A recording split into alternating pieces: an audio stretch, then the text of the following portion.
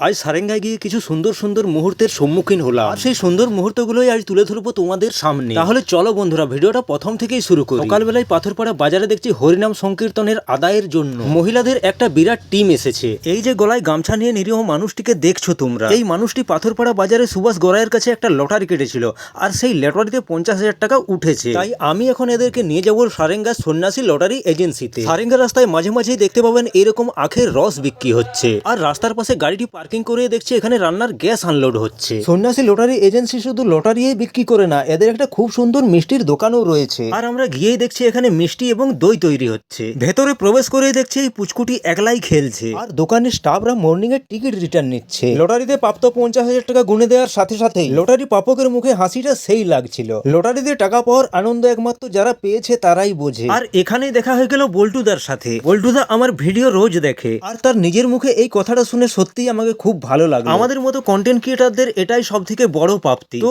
ধন্যবাদ বল্টুদা, এইভাবেই পাশে থেকো। তোমাদের মতো মানুষরাই আমাদের অনুপ্রেরণা যোগায়। তার সাথে ধন্যবাদ সমস্ত সারেঙ্গাবাসী এবং আমার ফেসবুকের ফ্রেন্ড ফলোয়ারদের। তোমাদের ভালোবাসা এবং সাপোর্টেই আমাদের মতো ছোট্ট ছোট্ট কন্টেন্ট ক্রিয়েটারদের এগিয়ে যাওয়ার পথ। তোমাদের সকলের সুস্থতা কামনা করে আজকের ভিডিওটা শেষ করছি। আমার ভিডিও ভালো লাগলে আমাকে ফলো করে পাশে থেকো এবং শেয়ার করে অন্যকে দেখার সুযোগ করে দাও। আজকের মতো টাটা।